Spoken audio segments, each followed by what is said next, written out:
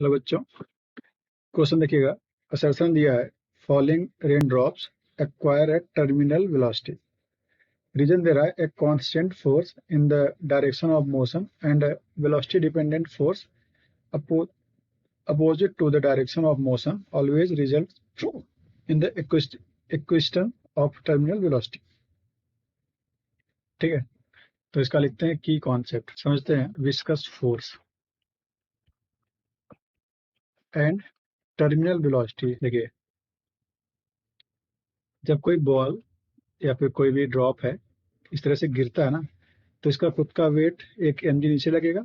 ठीक है, तो होना क्या चाहिए, ऊपर कोई फोर्स नहीं लग रहा है, तो लगातार इसकी वेलोसिटी बढ़ती होनी चाहिए। मतलब जब ग्राउंड पे आएगा तो इसका जो ड्रॉप है उसकी वेलोसिटी बहुत ज़्यादा होनी चाहिए, लेकिन ऐसा होता नहीं है। ठीक है, जितने भी रेन ड्रॉप होते हैं सभी कांस्टेंट वेलोसिटी से गिरते हैं। ऐसा इसलिए होता है क्योंकि ऊपर एक इस पर ड्रैग फोर्स, ठीक है, या फिर भी बोलते हैं विस्कस फोर्स।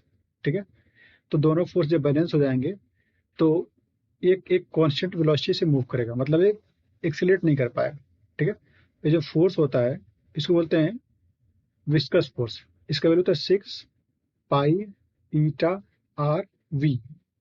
ठीक है, यहाँ पे जो ईटा है इसको बोलते हैं कॉफिशिएंट ऑफ विस्कोसिटी, और आर क्या है, आर ड्रॉप की रेडियस है, और वी क्या है, ये वी है वेलोसिटी।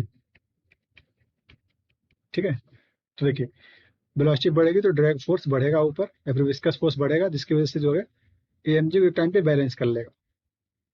जब बैलेंस हो जाएगा तो उसके बाद वेलोसिटी नहीं बढ़ेगी, तो दोनों फोर्स बैलेंस और एक कांस्टेंट वेलोसिटी से नीचे मूव करेगा। उसी कांस्टेंट वेलोसिटी को बोलते हैं terminal velocity.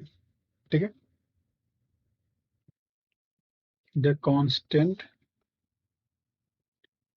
Velocity with which the drop fall is called terminal velocity।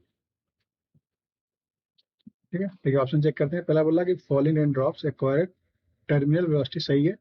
Assertion, reason देखते हैं। ए constant force in the direction of motion and A velocity dependent force opposite to the direction of motion always result in the equation of terminal velocity। देखिए, motion के direction में कौन सा force लगेगा, mg, और ये कैसा है, mg तो कांस्टेंट हो गया ना, ए कांस्टेंट हो गया, और ए वाला एफ जो है देखिए वेलोसिटी पे डिपेंड कर रहा है। ठीक है, तो रीजन भी सही है। तो और रीजन जो है असर्शन का करेक्ट एक्सप्लेनेशन है, तो इसलिए आपका ऑप्शन ए सही होगा।